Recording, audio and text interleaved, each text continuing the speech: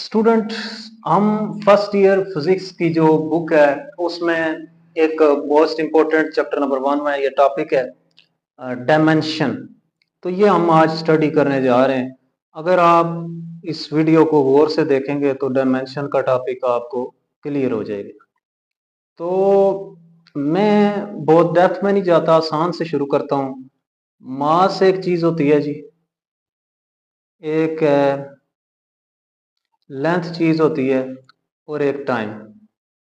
ठीक है, मैथमेटिकली मैं इस टॉपिक को आपको क्लियर करा दूंगा कि मास की क्या डायमेंशन है, कैपिटल एम। लेंथ की क्या है, कैपिटल एल। और टाइम की क्या है, कैपिटल टी।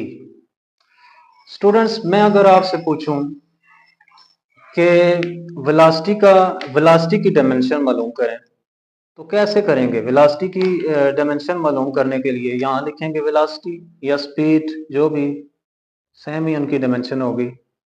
यह भी याद रखें, जिस जिसकी डायमेंशन सेम है उसका यूनिट भी सेम है। तो वेलोसिटी की डायमेंशन मालूम करने के लिए मुझे फार्मूला पता होना चाहिए। वेलोसिटी या स्पीड जो भी, v इज इक्वल टू क्या होता है, s बाय टी।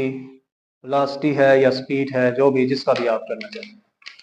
तो s डिस्टेंस है ना, डिस्टेंस का क्या होगा डायमेंशन, देखें, खुद सोचें। और ये टाइम है, टाइम की क्या होगी? तो s डिस्टेंस है, डिस्टेंस लेंथ है ना, तो इसकी क्या हो जाएगी, कैपिटल एल। और टाइम की क्या हो जाएगी, कैपिटल टी। ये ऊपर आ जाएगा तो क्या बन जाएगा, एल टी माइनस वन। तो आज से आपको v की डायमेंशन कोई भी पूछे तो आप क्या बता देंगे, L T minus one. Student, आगे चलते हैं, आगे चलते हैं। और अभी मैं निकालता हूं डायमेंशन एक्सेलरेशन। एक्सेलरेशन का फॉर्मूला क्या होता है, यहां यहां मैं लिखता हूं ना, यहां पहले हेडिंग देता हूं acceleration. Change in velocity is called acceleration, यही पढ़ा है ना आपने। तो एक्सेलरेशन की क्या फॉर्मूला बनता है, A is equal to V over T, ये लिखते होते हैं ना। तो बेटा जी, v की क्या डायमेंशन है, ऐसे स्क्वायर ब्रैकेट लिखनी है। ओवर टाइम की क्या है, स्क्वायर ब्रैकेट।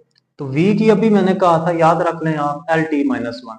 तो यहां पे मैं क्या लिखूंगा, एल टी माइनस वन, उसकी पावर माइनस वन। और नीचे टाइम की क्या है, t। बेटा जी, ये ऊपर जाएगा t, माइनस हो जाएगा ना, तो एल टी माइनस वन और माइनस वन क्या आ जाएगा, माइनस टू। जवाब ये किसकी मैंने निकाल ली, एक्सेलरेशन की डायमेंशन निकाल ली।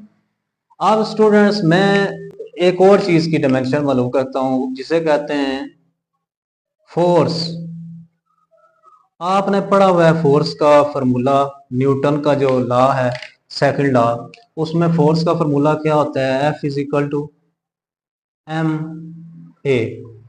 तो मैं आपसे पूछता हूं जी, एफ की डायमेंशन कैसे निकलेगी? एफ उसी तरह मास की डायमेंशन मल्टीप्लाई बाय, इधर लिख देता हूं एक्सेलरेशन की।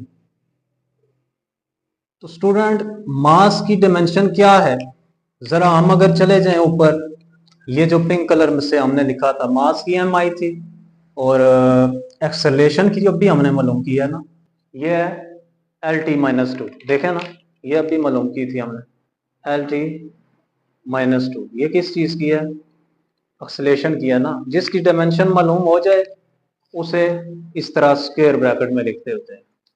तो देखें, मास की जगह मैं क्या लिखूंगा, कैपिटल एम। एक्सेलरेशन की जगह एल टी माइनस टू। तो ये गठा करके लिखूं तो M L T minus two. ये मैंने फोर्स की डायमेंशन निकाल, अंडरस्टैंड।